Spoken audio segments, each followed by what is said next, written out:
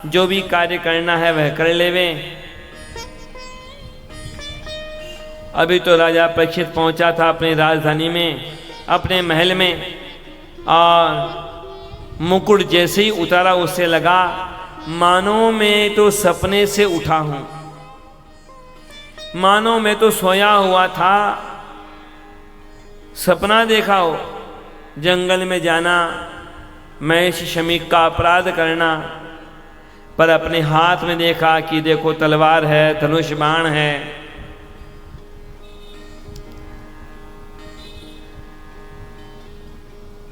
अब क्या करना उपाय? सोचा मैं वापस जाऊंगा, ऋषि के पास जाके क्षमा मांगूंगा, प्रार्थना करूंगा। लेकिन इतने में तो महर्षि शमीक के शिष्य आ गए, बता दी बात कि राजन बड़े कष्ट की बात है, पर जो है सो है, जीवन बहुत सीमित है आपका, शाप लगा है आपको, जो भी कार्य करना है 7 दिन में कर लो, तक्षक सर्प काट लेगा आपको और मृत्यु हो जाएगी आपकी। कोई दूसरा होता राजा परीक्षित की जगह पर तो या तो गुस्से में भर जाता या दुखी हो जाता, पर राजा परीक्षित न तो दुखी हुए न गुस्से में आया। तत्काल अपना राज्य दे दिया अपने पुत्र जन्मेजय को, उसे राजा बना दिया और खुद चले गए राज्य का त्याग करके, गंगा जी के किनारे पहुंच गए। उधर ऋषि मुनियों को पता लगा, दूर दूर से आने लगे ऋषि मुनि। ऋषि मुनियों को प्रणाम करते राजा परीक्षित पूछते उनसे कि मेरा कर्तव्य क्या है, मुझे बताइए। अब ऋषि मुनि चर्चा कर रहे हैं कि क्या उपाय करें, क्या अनुष्ठान करें। राजा को तो मृत्यु का भय है, केवल दिन 7 हैं, क्या किया जाए उपाय। अब अनुष्ठान भी करने हैं, मान लो महामृत्युंजय का अनुष्ठान करना हो 41 दिन लगेंगे, नव दुर्गा का अनुष्ठान करना हो तो 9 दिन लगेंगे, पर दिन तो केवल 7 हैं। अब क्या करे उपाय? अब और कोई व्यक्ति उपाय बना पाए न बना पाए, ढूंढ पाए न ढूंढ पाए, भगवान को चिंता होती है अपने भक्तों की। भगवान नारायण ने चिंतन किया कि मुझे रक्षा करनी चाहिए अपने भक्त की। पहले भी रक्षा की थी भगवान ने परीक्षित की गर्भावस्था में। भगवान ने किया विचार कि उस समय तो ब्रह्मास्त्र चलाया था अश्वत्थामा ने, तब मैंने अपनी गदा से रक्षा की, पर अब तो शाप लगा है, अब क्या करें उपाय? भगवान ने भी विचार किया, शाप होता है शब्दमय, तो मुझे भी कोई शब्दमय उपाय बनाना पड़ेगा। अब श्रीमद् भागवत भगवान का शब्दमय रूप है, अक्षरावतार है। अब तो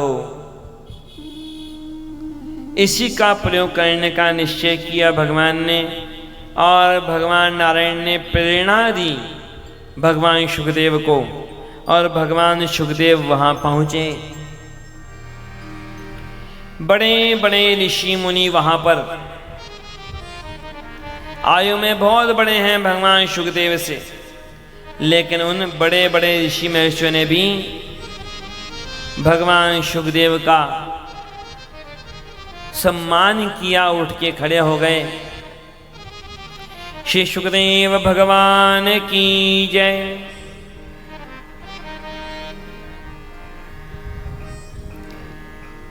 शास्त्र स्पष्ट कहते हैं कि किस वर्ण में बड़े होने का क्या हिसाब।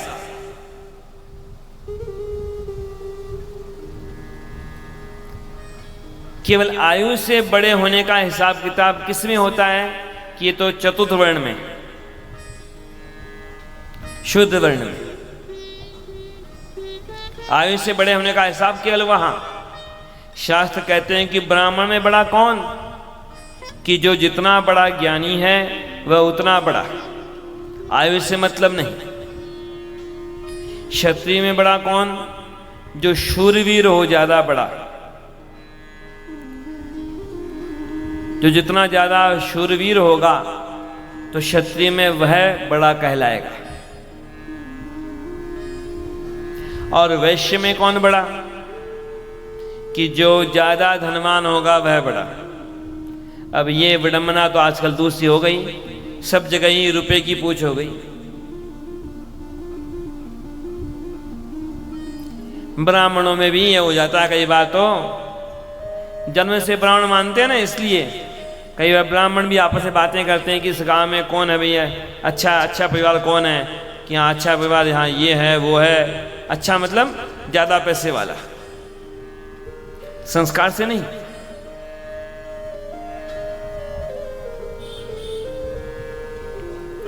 यहां राजा परीक्षित ने भगवान शुकदेव को प्रणाम किया, आसन पर विराजमान किया, प्रार्थना की कि देखिए बड़ी कृपा की आपने, जो आप पधारे यहाँ,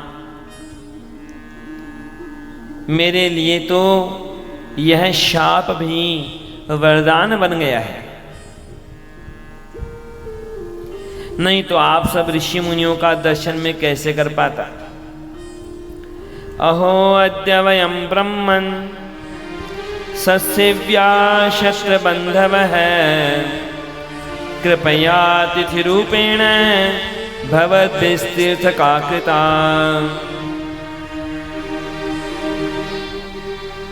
येषां संस्मरणात् पुंसां सद्यः शुध्यन्ति वै गृहा, किं पुनर्दर्शन स्पर्श पाद शौचासनादिभिः।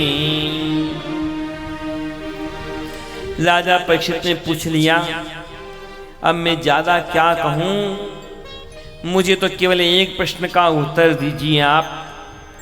जिसका जीवन सीमित हो, जिसकी मृत्यु निकट हो, उसका कर्तव्य क्या है, बस मुझे आप ये बता दीजिए। अतः पृच्छामि संसिद्धिं योगिनां परमं गुरुं, पुरुषस्य यत्कार्यं म्रियमाणस्य सर्वथा।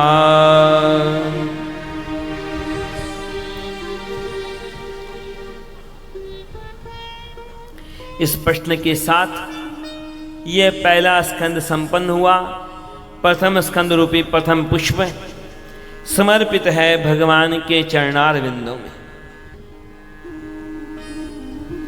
द्वितीय स्कंद के शुरू में ही, पहले श्लोक में ही भगवान शुकदेव ने सीधे सीधे कह दिया राजा परीक्षित से, राजन बड़ा सुंदर प्रश्न पूछा है तुमने।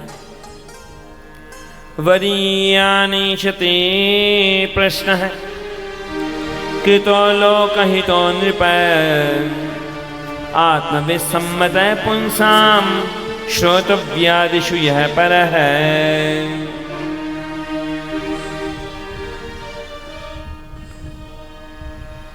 राजन तुमने बड़ा सुंदर प्रश्न पूछा। क्या विशेषता है राजा परीक्षित के प्रश्न की, कि जिस प्राणी का जीवन सीमित हो, जिसकी मृत्यु निकट हो, उसका कर्तव्य क्या है। और देखा जाए तो यह प्रश्न सबके लिए महत्वपूर्ण है।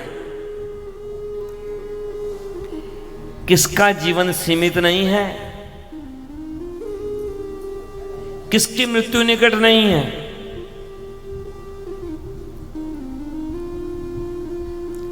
सबके लिए महत्वपूर्ण है यह प्रश्न। तभी तो ऐसी महिमा है श्रीमद् भागवत की आज भी और आगे भी हमेशा रहेगी। केवल राजा परीक्षित के लिए महत्व होता श्रीमद् भागवत का तो आज शायद हम इसका चिंतन नहीं कर रहे होते। क्या लगाए शाप राजा परीक्षित को कि 7वें दिन तक्षक सर्प काटेगा और मृत्यु हो जाएगी, मर जाएगा।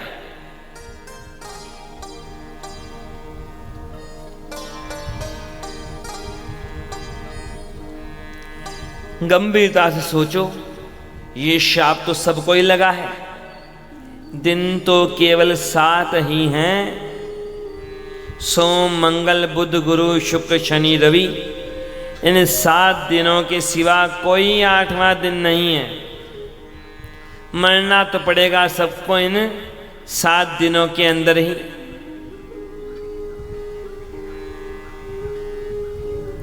और राजा के साथ कम से कम यह तो पक्का था कि वह 7वें दिन मरेगा, पर दुनिया में कौन जानता है कि वह 7 घंटे भी जीवित रहेगा क्या, 7 मिनट भी जीवित रहेगा क्या, 7 क्षण का भी भरोसा नहीं है, कोई हिसाब नहीं।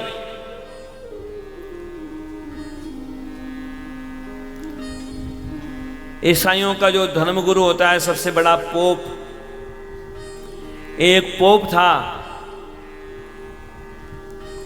जो ब्रिटेन के राजा के विरुद्ध भाषण दे रहा था। कहीं पर उड़ती हुई कोई मक्खी आई और उसके सांस की नली में फंस गई। डॉक्टर थे पर कोई नहीं बचा पाए और पोप के निकल गए प्राण। इतिहास देख सकते हैं, इतिहास कितना भी दबाया जाता है फिर भी मिल जाता है इतिहास, सच्ची घटना है। मृत्यु का हिसाब किताब है। कहीं पढ़ा था कोई एक व्यक्ति, नाम भी याद रह गया अभी, नहीं तो नाम हमें कम ही याद रहते हैं। एक कोई बाबी लीक नाम का कोई व्यक्ति था, उसने कई विश्व रिकॉर्ड बनाए।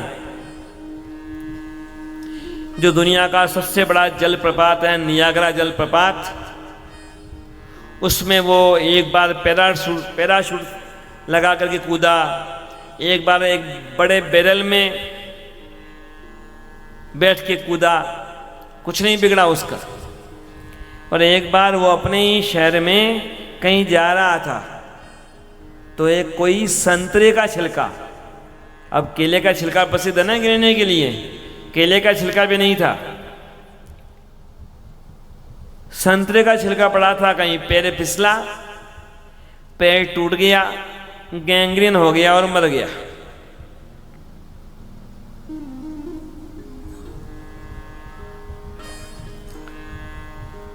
मृत्यु का क्या हिसाब किताब? लोग मृत्यु की चर्चा को टालना चाहते हैं, टाल दो भाई। अब आजकल तो क्या शहर बड़े होते जाते हैं तो शमशान शहर के अंदर आ गए, नहीं तो पहले शमशान गांव के बाहर होते थे ताकि मृत्यु की याद नहीं आए। अरे भाई तुम याद मत करो मृत्यु को, तो क्या हुआ, मृत्यु को तो याद हो तुम, जब तुम्हारा नंबर आएगा तो तुम कहीं नहीं बच सकते। अब यहाँ प्रसंग सुनाने का अवसर नहीं है, नहीं तो कई कई बातें ऐसी कि बचने के लिए कितनी कितनी कोशिशें की लोगों ने, हुआ क्या, उल्टा हुआ।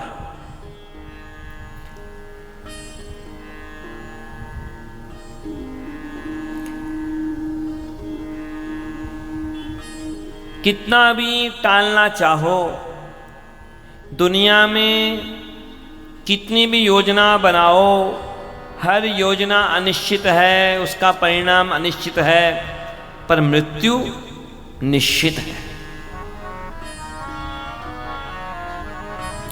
जातस्य हि ध्रुवो मृत्युर जन्म लिया है तो मरना निश्चित है।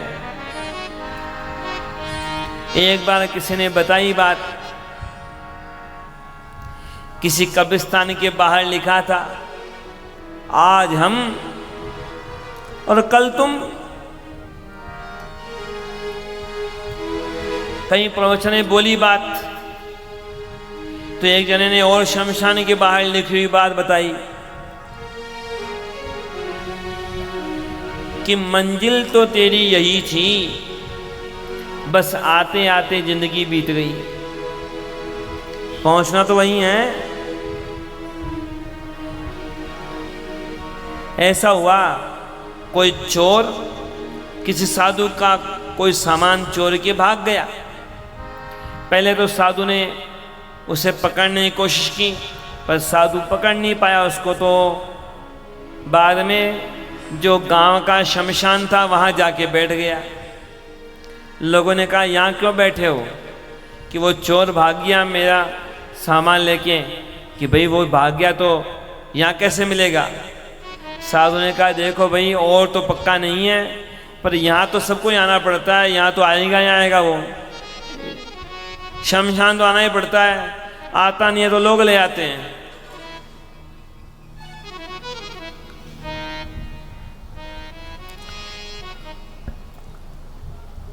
मृत्यु निश्चित है। बड़ी विचित्र हालत है दुनिया की। दुनिया में जिस जिस चीज का अहंकार करता है ये आदमी, जिन जिन चीजों का मोह करता है ये आदमी, वो चीजें सब बदल देती है मृत्यु। लोग चाहते हैं क्या? कि मेरा नाम सबसे ऊंचा हो, मेरा नाम सबसे बड़ा हो, सबसे पहले मेरा ही नाम हो। पर होता क्या है? मरने की देर है। जो बेटे बेटी उसे प्रिय लगते हैं ना, सबसे पहले वे ही नाम बदलवाने के लिए एप्लीकेशन लगा देते हैं कि बदलो इसका नाम, ये मर गया अब मेरा नाम लगाओ, ये मर गया। नाम उड़ा देते हैं उसका। जो सबसे प्रिय लगते हैं ना बेटे बेटी, वो ही उसका नाम उड़ाते हैं। घर के बाहर नाम लगा रहता है उसको भी उड़ा देते हैं, लिख देते हैं। बाकी भी फोटो भी रहती है ना, वहां भी लिख देते हैं स्वर्गीय, अब भले ही वो नरक में गया हो।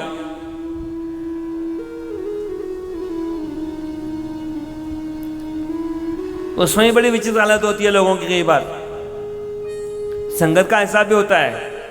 ऐसा हुआ, अब जो दृष्टांत होते हैं ना उनका मतलब समझना, उनको बिल्कुल शब्द से मत देखना। ऐसा हुआ, कोई आदमी मरा, यमराज के सामने पहुंचा। अब वैसे तो क्या होता है, यमराज कर्म देखता है और भेज देता है स्वर्ग या नरक। परंतु यमराज ने उस आदमी से कह दिया, बता भाई आज तुझ पर छोड़ता हूं, बता नरक में जाना चाहो तो नरक में भेज दूं, स्वर्ग में जाना चाहो तो स्वर्ग में भेज दूं। वैसे यमराज पूछता नहीं है। उस आदमी ने कहा देखो ऐसा करो, मुझे तो नरक में ही भेज दो। कि नरक में? वहां क्या करोगे? स्वर्ग में जाओ ना। उस आदमी ने कहा नहीं नहीं, स्वर्ग में मन नहीं लगेगा मेरा। कि क्यों नहीं लगेगा?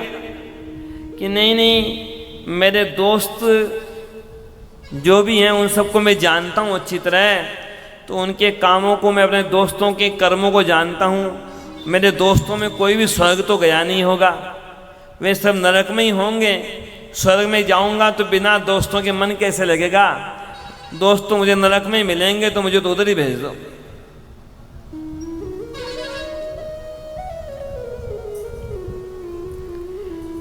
तो लोगों को नाम का मोह होता है, पर नाम बदल दिया जाता है। मरे कि सब बदला। लोगों का मोह होता है अपने घर से। दिखाते हैं लोग, देखो मेरा कितना बढ़िया मकान, देखो मेरा बंगला।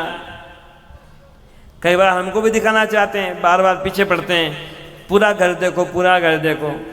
हमारे राम तो कहते हैं भाई हम तो रोज ही महल भी देखते हैं, झोपड़ी भी देखते हैं, और फिर ज़्यादा दिखाओगे तो जो दिखाना चाहोगे वो तो हम देखें नहीं देखें, जो नहीं दिखाना चाहो कहीं वो दिख जाएगा। अब किसी की जासूसी करने के लिए नहीं कहता हूँ, परंतु एक सामान्य सिद्धांत बताता हूँ कि घर के अंदर घुसने का मौका हो तो पहचान ना हो लोगों को, तो घर में जो रसोई में फ्रीज हो ना, फ्रीज खोल के देख लो, घर के लोगों का पता लग जाएगा कि ये किस क्वालिटी वाले लोग हैं। और घुसने का मौका नहीं हो तो घर के बाहर जो कचरे का डब्बा है उसको देख लो। कई बार लोग कहते हैं घर देखो, उनके बस फ्रिज खोल के देख लेता हूँ, पता लग जाता है किस टाइप के लोग हैं ये। बंगला दिखाना चाहते हैं लोग, अरे भाई मरने की देर है, सब जगह बदल जाती है। लोग कहते हैं जल्दी करो जल्दी करो जल्दी करो, जल्दी उठाओ जल्दी उठाओ। क्या होता है मामला, या तो कई लोग होते हैं अपने गांव के, अपने इलाके के बड़े बड़े लोग, अब बड़े का मतलब ये नहीं कि 10 फुट के होते हों, तो या तो समय होता है ऐसा कि वे लोग कहीं जाते हैं पैसे वाले, तो उन्हें बैठाने के लिए लोग उठ के खड़े हो जाते हैं, पर मरने की देर है, या तो लोग उनको बैठाने के लिए उठ के खड़े हो जाते हैं और या फिर उन्हें उठाने के लिए बैठे रहते हैं। क्या हिसाब है, सब बदल जाता है। नाम का बड़ा मोह होता है, मरने की देर पर नाम गायब हो जाता है। कितना बढ़िया नाम हो, कितना बड़ा पद हो, कुछ भी हो, मरने की देर, फिर लोग क्या कहते हैं, अरे बॉडी को जल्दी उठाओ, अरे बॉडी को कब उठा के ले जाओगे, अरे बॉडी कब आएगी, लाश को कब ले जाना है, नाम गायब। कितने शानदार कपड़े पहनता हो कोई, लेकिन उस समय क्या होता है, सारे कपड़े उतार लेते हैं, इनरवेयर भी, वो भी नहीं बचते, एक कपड़ा उड़ाते हैं, कफन, सादा सा कपड़ा, पर मोह, अहंकार,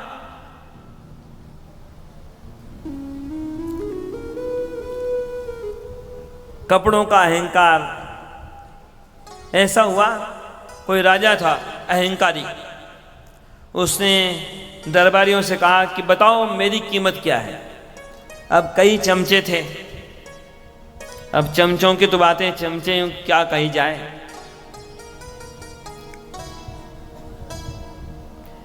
अब चमचों का काम क्या, बहुत बातें बता सकते हैं पर नहीं बताता अभी। तो अधिकतर वैसे लोग कई खराब होते हैं ना, उतने खराब नहीं होते यदि चमचे उनके साथ नहीं होते।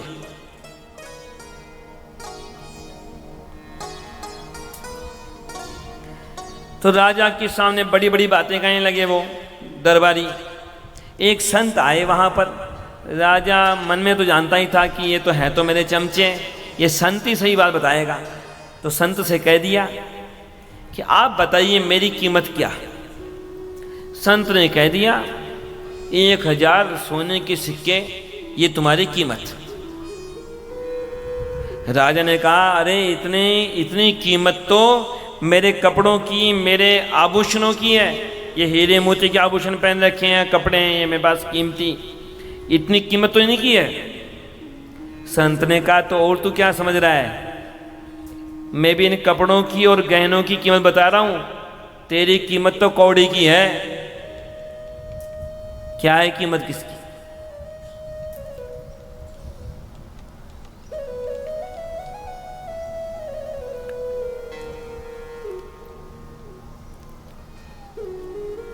ये जो शास्त्र बातें करते हैं मृत्यु के बारे में, ये डराने के लिए नहीं करते हैं, सावधान करने के लिए कहते हैं, सावधान करते हैं।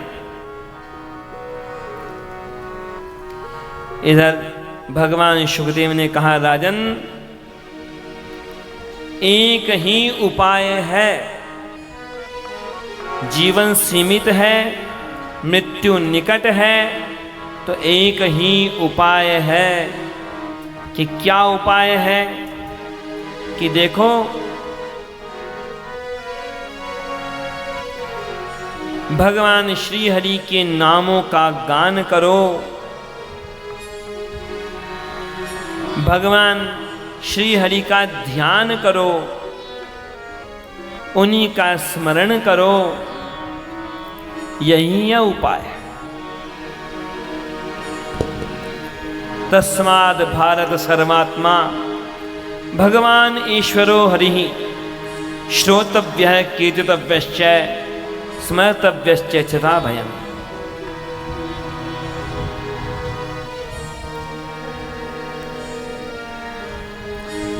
इसलिए संत लोग समझाते हैं बार बार कि अपने शरीर का हर सामर्थ्य बस भगवान के भजन में लगाओ, भगवान के चिंतन में लगाओ।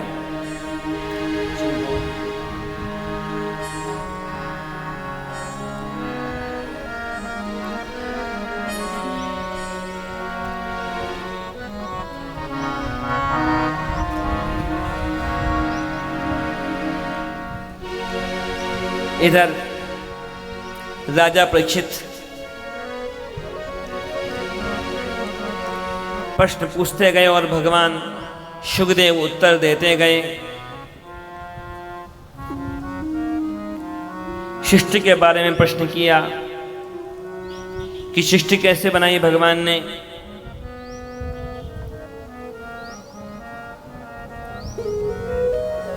तो सृष्टि के बारे में जो प्रश्न था तो उसी के बारे में बता दिया कि ब्रह्मा जी से नारद जी ने कहा था एक बार कि सृष्टि कैसे बनाई आपने। ब्रह्मा जी ने बताई बात कि ये मेरा सामर्थ्य नहीं है, भगवान ने मुझे ये सामर्थ्य दिया। कि भगवान ने कब दिया सामर्थ्य? कि जब प्रलय के बाद भगवान योग निद्रा में शयन कर रहे थे, तब भगवान ने अब विचार किया सृष्टि के बारे में। सबसे पहले संकल्प किया तो उनकी नाभि से कमल उत्पन्न हुआ। कमल के ऊपर ब्रह्मा जी प्रकट हुए। ब्रह्मा जी ने सब तरफ देखा तो उनके 4 मुख हो गए। भगवान ने संकेत किया आकाशवाणी के द्वारा, तप तप 2 बार उच्चारण किया। ब्रह्मा जी ने तपस्या की। भगवान ने सोचा कि ब्रह्मा जी ने मेरी आज्ञा मानी है, तो अब ऐसा किया कि भगवान उनके सामने प्रकट हो गए। वहां श्रीमन नारायण भगवान की जय। ब्रह्मा जी ने स्तुति की भगवान की और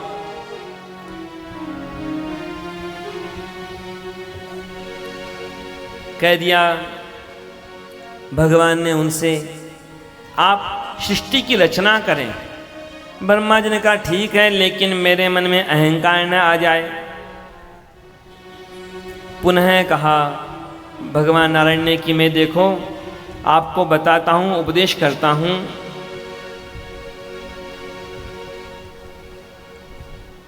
चतुश्लोकी भागवत का, उसके ज्ञान को आप धारण करेंगे तो आपको अहंकार नहीं होगा।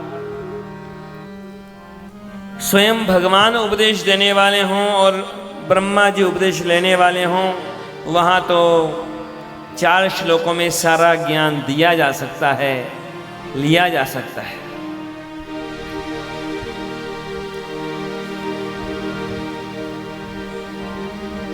अहमेवासमेवाग्रे नान्यद यद सदसत्परं पश्चादहं यदेतच्च यो वशिष्येत सोऽस्म्यहम्। ऋतेऽर्थं यत् प्रतीयेत न प्रतीयेत चात्मनि तद्विद्यादात्मनो मायां यथा भासो यथा तमः। यथा महन्ति भूतानि भूतेषु च वचेष्वनु प्रविष्टान्यप्रविष्टानि तथा तेषु न तेष्वहम्। एतावदेव जिज्ञास्यं तत्त्वजिज्ञासुनात्मनः अन्वय व्यतिरेकाभ्यां यस्यात् सर्वत्र सर्वदा। अब इन 4 श्लोकों का विस्तार क्या करें? सारी श्रीमद् भागवत इन्हीं का विस्तार तो है। प्रथम श्लोक में भगवत तत्व का वर्णन किया, दूसरे श्लोक में माया के बारे में बताया, तीसरे श्लोक में जगत तत्व के बारे में कहा, चौथे श्लोक में आत्म तत्व का वर्णन किया। भगवान नारायण अंतर्ध्यान हो गए। श्रीमन नारायण भगवान की जय। इस प्रकार यह द्वितीय स्कंद रूपी द्वितीय पुष्प समर्पित है भगवान के चरणार विंदों में। तृतीय स्कंद का होता है यहाँ आरंभ। ब्रह्मा जी सृष्टि की रचना करने लगे। अब सृष्टि करें कैसे? ब्रह्मा जी ने भगवान नारायण से प्रार्थना की कि मुझे सामग्री तो दीजिए।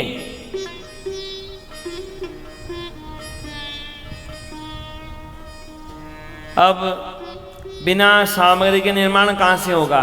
भगवान ने अपनी काल शक्ति के द्वारा प्रेरणा दी और पंच महाभूत पंच तन्मात्रा इन सब की उत्पत्ति हुई। ब्रह्मा जी तरह तरह की सृष्टि बनाने लगे, तरह तरह के प्राणियों को बनाने लगे।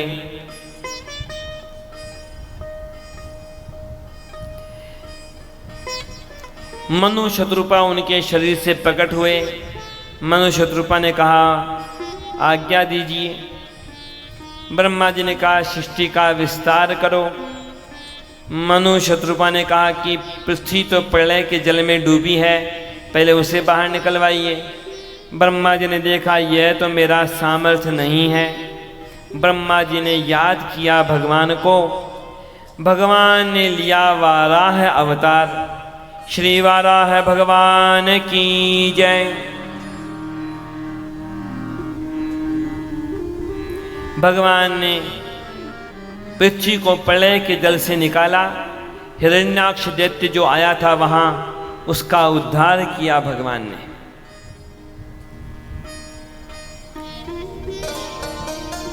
हिरण्याक्ष और हिरण्यकशिपु ये दोनों भगवान के द्वारपाल थे, जय विजय, जिन्हें सनकादिक का लगा था शाप, इसी कारण से बने थे दैत्य। इधर ब्रह्मा जी के कई पुत्र, उनमें थे एक पुत्र जिनका नाम था महर्षि कर्दम। उन्होंने तपस्या करके भगवान नारायण को प्रसन्न किया और वरदान में प्राप्त किया कि भगवान स्वयं उनके पुत्र के रूप में अवतार लेंगे।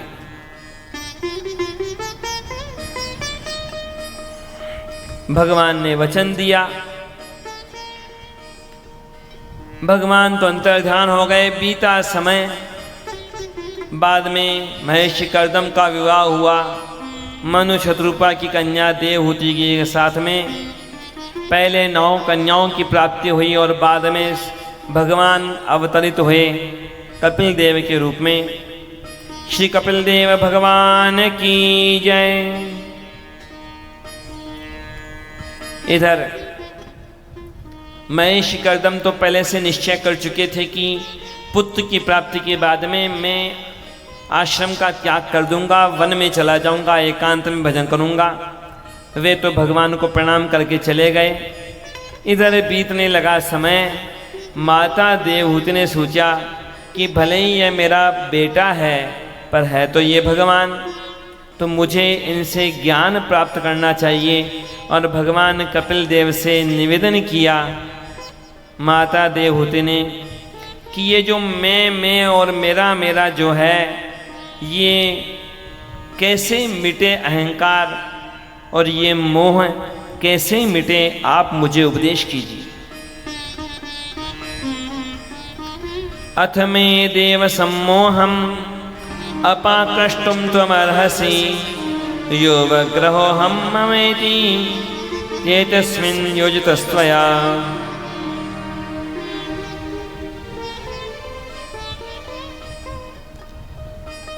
भगवान कपिल देव ने कहा कि देखो माता, मैं आपको अध्यात्म योग के बारे में बताता हूँ।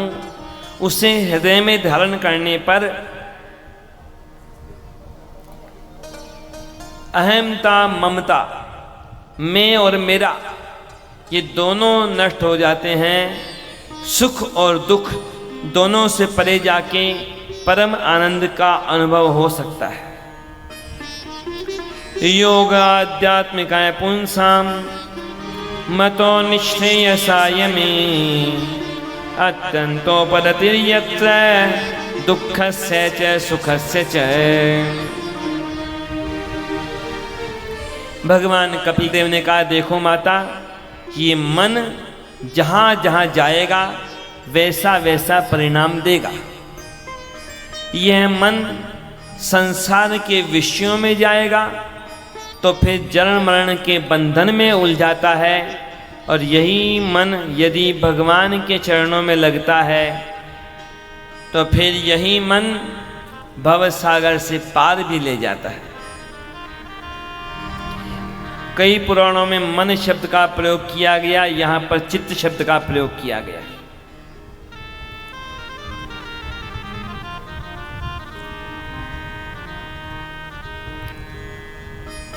ध्यान की विधि बताई भगवान ने स्वयं माता देवहूति के पूछने पर कि कैसे भगवान का ध्यान करना चाहिए। संसार के जीवों की स्थिति के बारे में पूछा, जन्म और मृत्यु के बारे में पूछा माता देवहूति ने। भगवान कपिल देव ने कह दिया कि देखो माता, जैसा होता है पूर्व जन्म का कर्म, उसके अनुसार जीवात्मा को जन्म प्राप्त होता है और अपनी माता के गर्भ में आना पड़ता है। जब गर्भ में रहता है ये जीव तो बड़ा दुखी रहता है, बार बार भगवान से प्रार्थना करता है, भगवान मुझे इस गर्भ रूपी काल कोठरी से मुक्त करो, भगवान मुझे अवसर दो, भगवान मैं आपका भजन करूंगा। तस्योपसन्नमवितुं जगदिच्छयात् नानातनोर्भुवि चलच्चरणारविन्दम् सोऽहं व्रजामि शरणं यकुतो भयं मे येनेदृशी गतिरदर्श सतोऽनुरूपा। इधर भगवान तो कृपालु हैं, कृपा करते ही हैं, बार बार कृपा करते हैं। दुनिया में लोग एक गलती को क्षमा नहीं करते, और भगवान की बात देखो, अगणित बार कृपा करते जाते हैं। भगवान गर्भ रूपी कालकोट से मुक्त करते हैं, जीव का जन्म होता है और जन्म के साथ ही बड़ी विचित्र यात्रा का आरंभ होता है। छोटा बालक है, अब तो मां के अलावा उसे किसी से कोई मतलब नहीं, पर थोड़ा बड़ा हुआ अब तो खिलौने चाहिए। जो खिलौने दे दे वो अच्छा लगे, या फिर मिठाई चॉकलेट पसंद आती है, जो चॉकलेट खिलाए उसके पास पहुंच जाए। और बड़ा हुआ अब तो मित्र प्रिय लगते हैं, खेलने के चक्कर में भोजन को भूल जाए। और बड़ा हुआ अब तो धन चाहिए, कितना धन इकट्ठा कर लूं, चाहे पढ़ के इकट्ठा कर लूं, चाहे व्यापार करके इकट्ठा कर लूं। बार बार अलग अलग ढंग से अलग अलग जगह सुख ढूंढता है ये जीव, क्या नहीं करता, जो जो चाहता है मिलता जाता है उसे, पर सुख, बस सुख ही नहीं मिलता।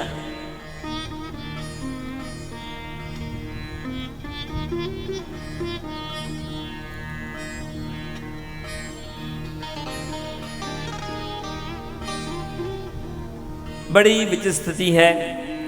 ये मत समझो कि किसी का प्रयास कम है दुनिया में। लोग प्रयास तो बहुत करते हैं, परिश्रम बहुत करते हैं, एक जन्म की बात नहीं, पता नहीं कितने जन्मों से कितनी कोशिशें करते आए हैं कि सुख मिल जाए, सुख मिल जाए, सुख मिल जाए, पर मिलता क्यों नहीं?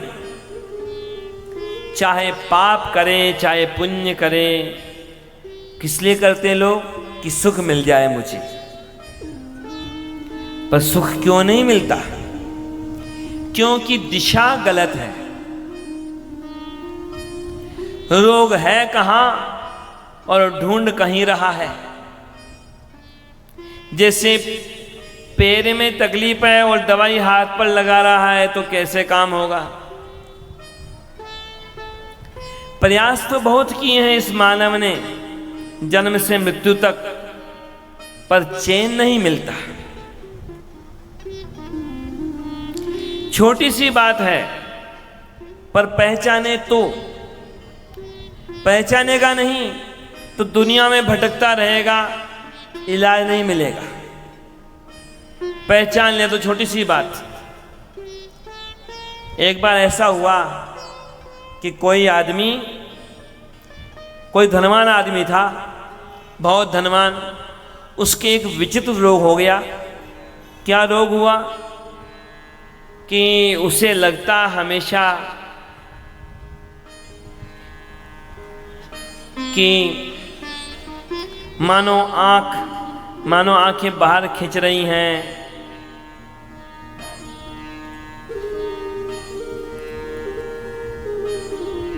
कानों में झंझनाहट हो रही है, चक्कर आ रहे हैं, बार बार ऐसा लगता उस आदमी को,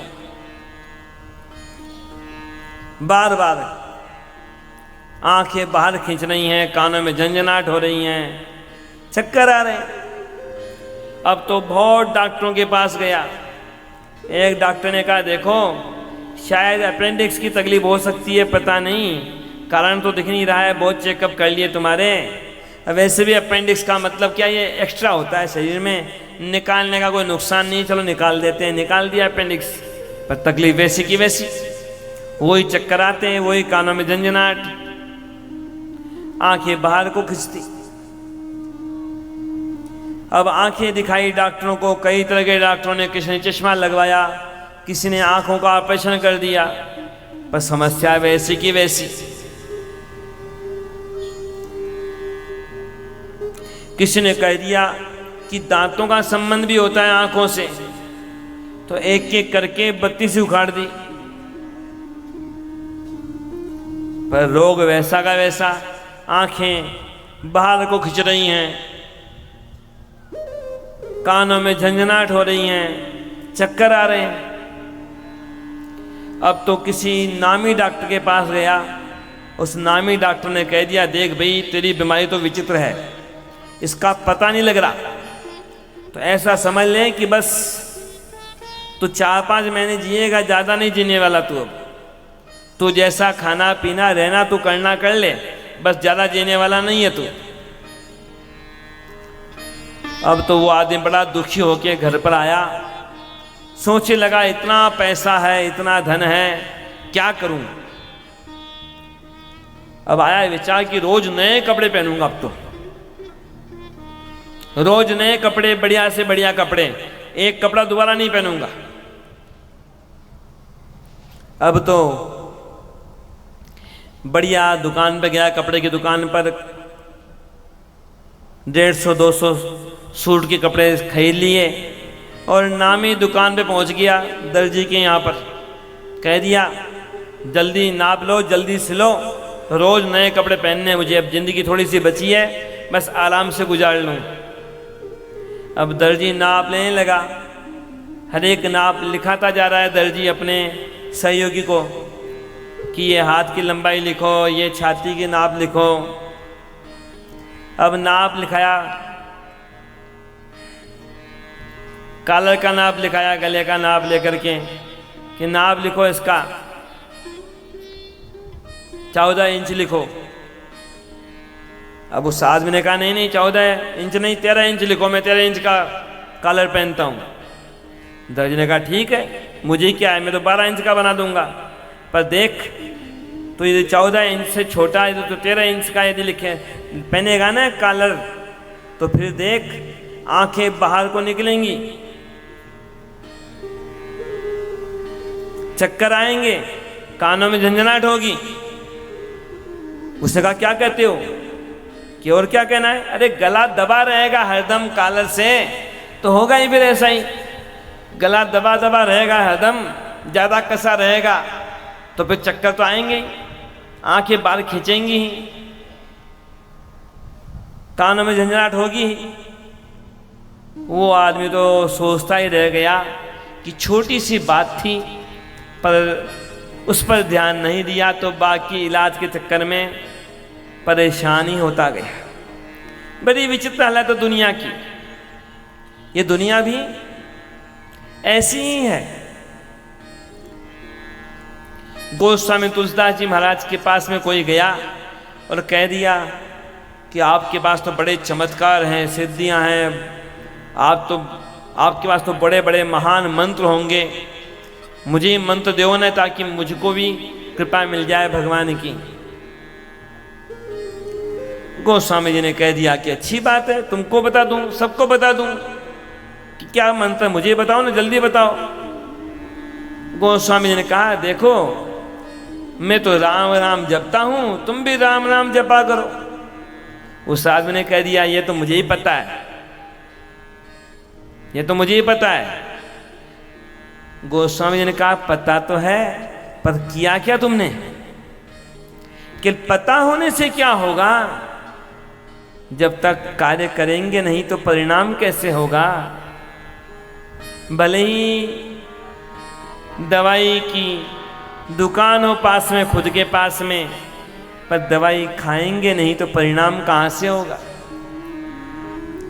संत लोग सावधान करते हैं, नहीं किया भजन भगवान का तो बाहर कितनी भी दौड़ लगाओ, दौड़ते ही रहोगे, नाचते ही रहोगे, भागते ही रहोगे, चैन मिलने वाला नहीं। न मिला न मिल सकता, सुख मिलेगा केवल भगवान की कृपा से। जो न हरि गुण गाओगे तो पीछे पछताओगे।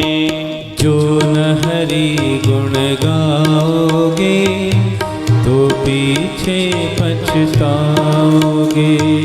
जो न हरि गुण गाओगे तो पीछे पछताओगे। जो न हरि गुण गाओगे तो पीछे पछताओगे। अरे गंवारना बार बार ये मानुष तन पाओगे। जो न हरि गुण गाओगे तो पीछे पछताओगे। जो न हरि गुण गाओगे तो पीछे पछताओगे। जो न हरि गुण गाओगे तो पीछे पछताओगे। जो न हरि गुण गाओगे तो पीछे पछताओगे। पता नहीं कौन से जन्म के कौन से पुण्य को बहाना बनाकर भगवान ने कृपा कर दी, मानव का जन्म दे दिया। कोई यह न सोचे कि अभी मानव का जन्म मिला है और आगे भी मानव ही बनेंगे हम।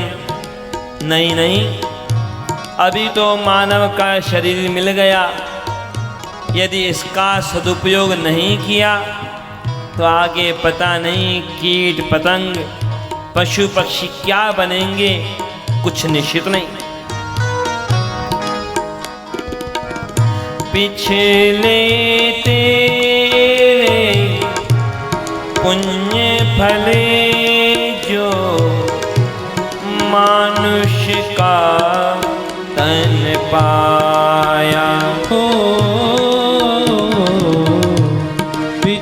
मिले तेरे पुण्य फले जब मानुष का तन पाया।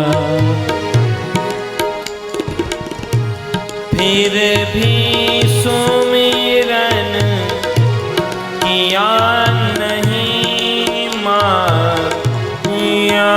में क्यों भरमाया।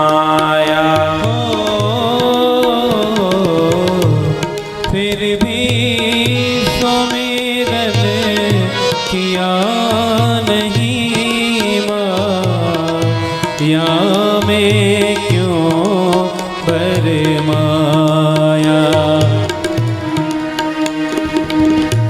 कुटुंब कबीला झूठी लीला, कुटुंब कबीला झूठी लीला।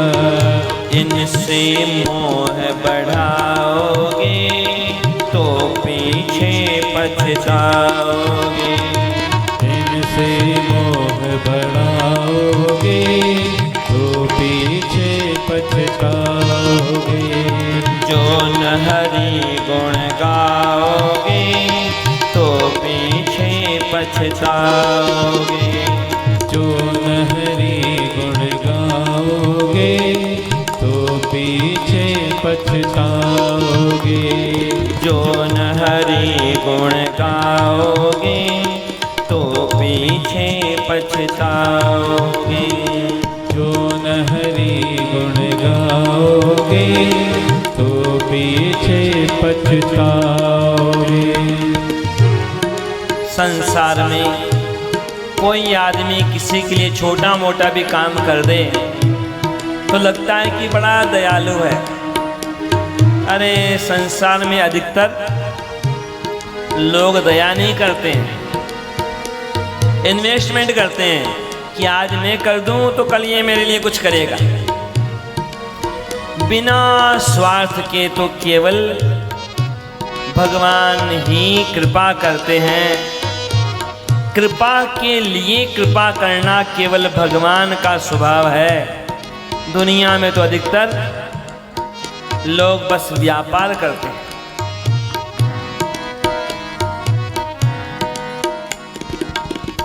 वो तो दयालु अंतर्यामी, घट घट जानन वारे। वो तो दयालु अंतर्यामी,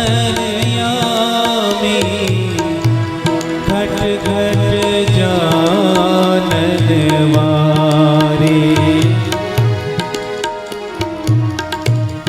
उनको दिया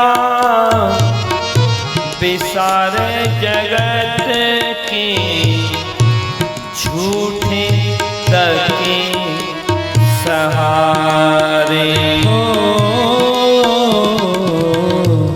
उनको दिया विसार जगत के, झूठे तके सहारे। यम के प्यारे धरेंगे कांधे, यम के प्यादे धरेंगे कांधे। उनको कहाँ बताओगे तो पीछे पछताओगे। उनको कहाँ बताओगे तो पीछे पछताओगे। जो न हरि गुण गाओगे तो पीछे पछताओगे। जो न हरि गुण गाओगे तो पीछे पछताओगे। जो न हरि गुण गाओगे तो पीछे पछताओगे।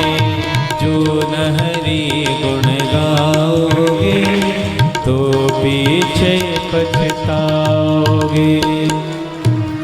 बचपन बीता खेल जवानी, नारी संग बिताई।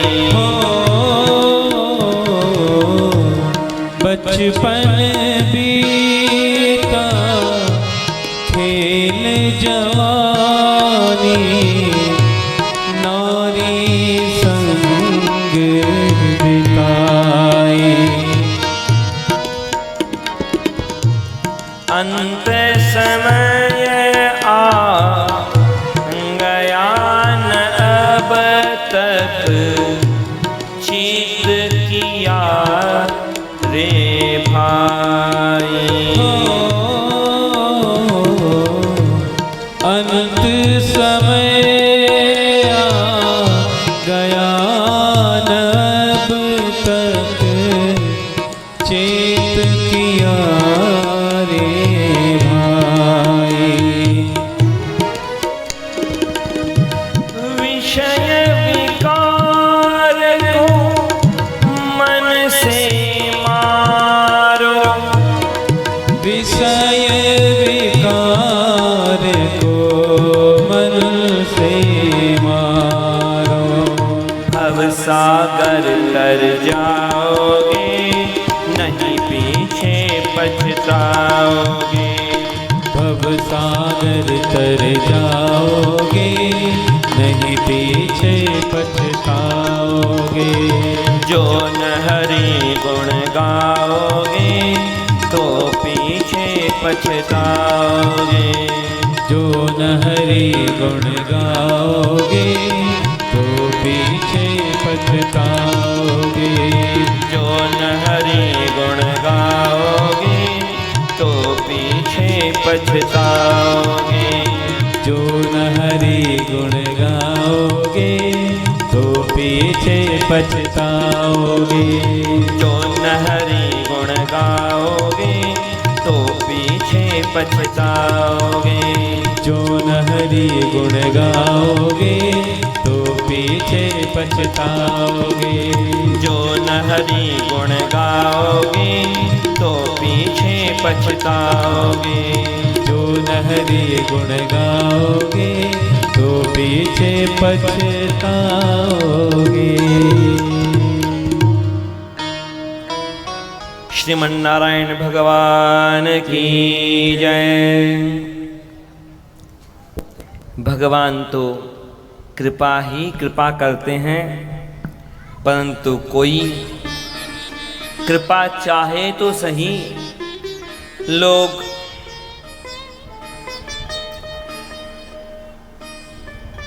भगवान को नहीं चाहते। बस भगवान से पता नहीं क्या क्या चाहते हैं, उनको भी होश नहीं रहता।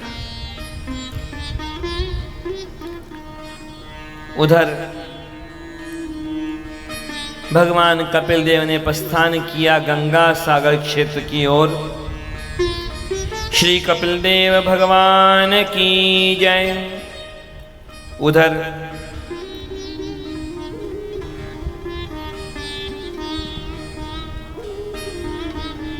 माता देवहूति ने भगवान के बताए हुए ध्यान के अनुसार ध्यान लगाकर भगवान के धाम को प्राप्त किया। यह तीसरा स्कंद संपन्न हुआ। तीसरा स्कंद रूपी तीसरा पुष्प समर्पित है भगवान के चरणार बिंदों में। यहाँ से होता है आरंभ चौथे स्कंद का। चौथे स्कंद के शुरू में ही पूछ लिया। इधर राजा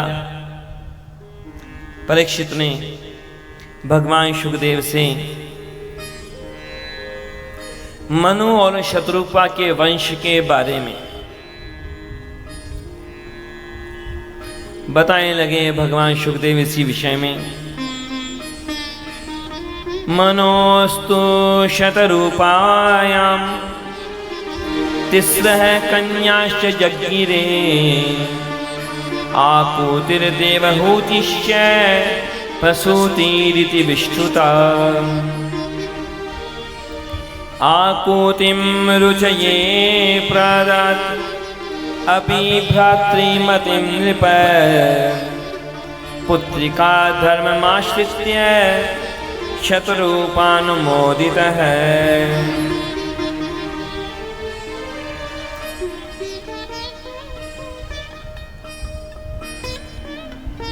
मनु शतरूपा के वंश के बारे में और उसमें भी विशेष प्रश्न था मनु शतरूपा के पुत्रों के बारे में। इधर कन्याओं के वंश के बारे में संक्षेप में बताया और मनु शतरूपा के 2 पुत्र प्रियव्रत और उत्तानपाद। प्रियव्रत का चरित्र आगे आएगा 5वें स्कंद में। यहाँ उत्तानपाद के बारे में बताने लगे भगवान शुकदेव कि राजा उत्तानपाद चक्रवर्ती सम्राट थे। 2 रानियां थीं। बड़ी रानी का नाम सुनीति, छोटी का नाम सुरुचि। दोनों रानियों के 2 पुत्र थे, एक। सुनीति के पुत्र का नाम था ध्रुव, सुरुचि के पुत्र का नाम था उत्तम। कौन है ये राजा उत्तानपाद? कौन है ये उसकी 2 रानियां और कौन है ये उसके 2 पुत्र? श्रीमद् भागवत में हर इतिहास के साथ में आध्यात्मिक उपदेश भी साथ में चलता है।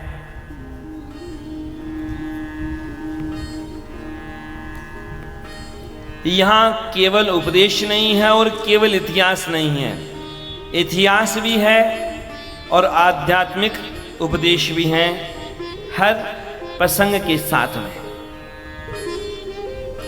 उत्तानपाद शब्द का मतलब क्या हुआ? उत्तानौ पादौ यस्य, जिसके पैर ऊपर हो और सिर नीचे हो।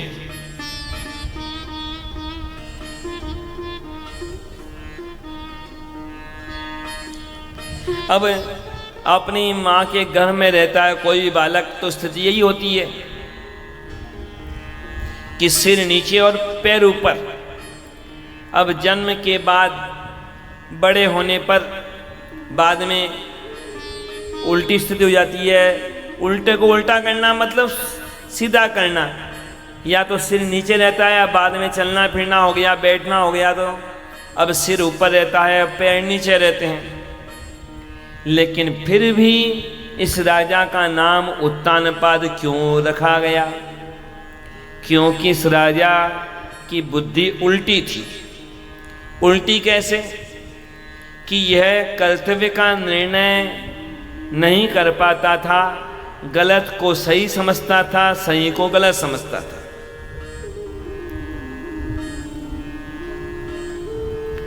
सुनीति और सुरुचि ये दोनों कौन हैं? इसकी पत्नियों का नाम तो है ही हैं, वास्तव में ये तो मन की वृत्तियां हैं। मन की जो वृत्ति नीति के पथ पर चलने की प्रेरणा देवे कि हाँ भाई सही ढंग से काम करो,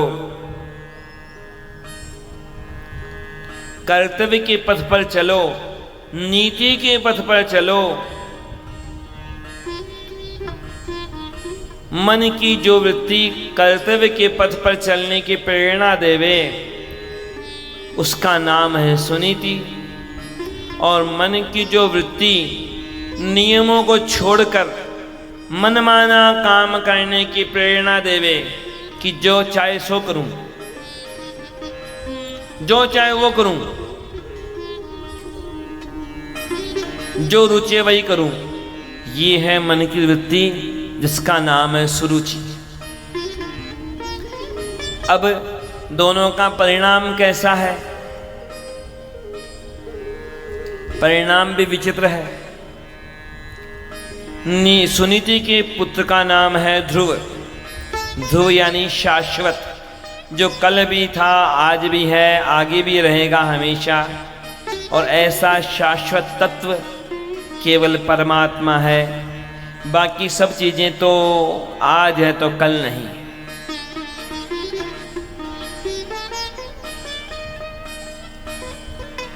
नीति के पथ पर चलेंगे तो हमें उस परमात्मा की प्राप्ति हो सकती है।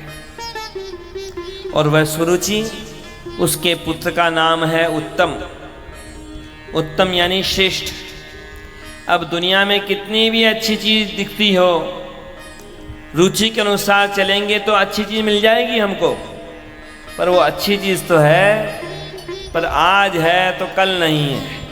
कब नष्ट हो जाए कोई ठिकाना नहीं है।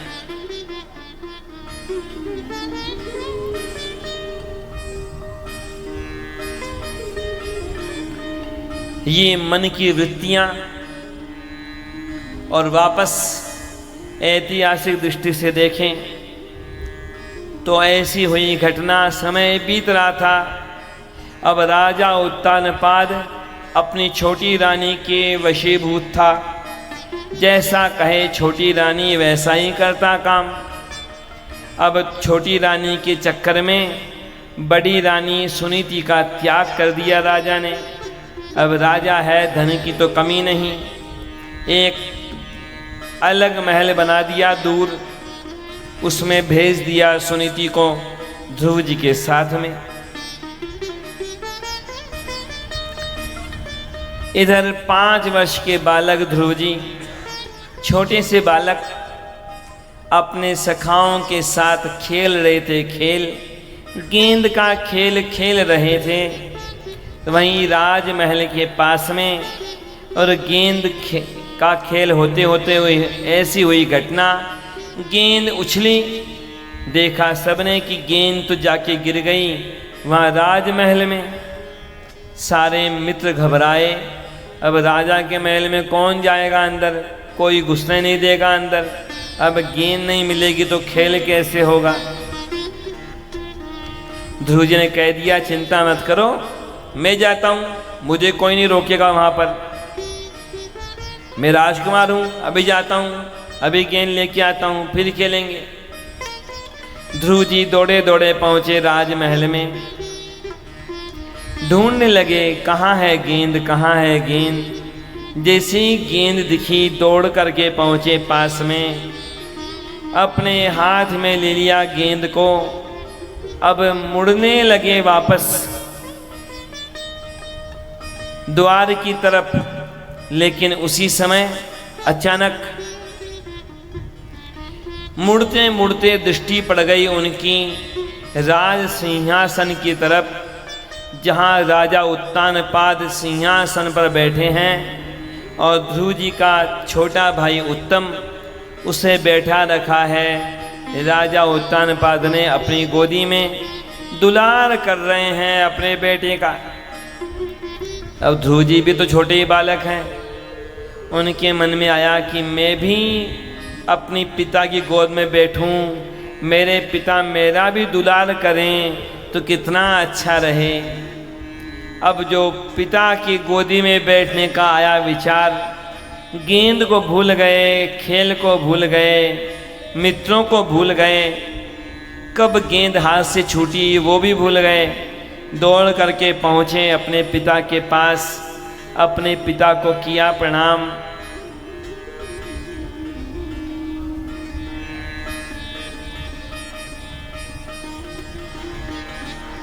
कह दिया कि पिताजी पिताजी मुझे भी गोद में बैठाइए आप।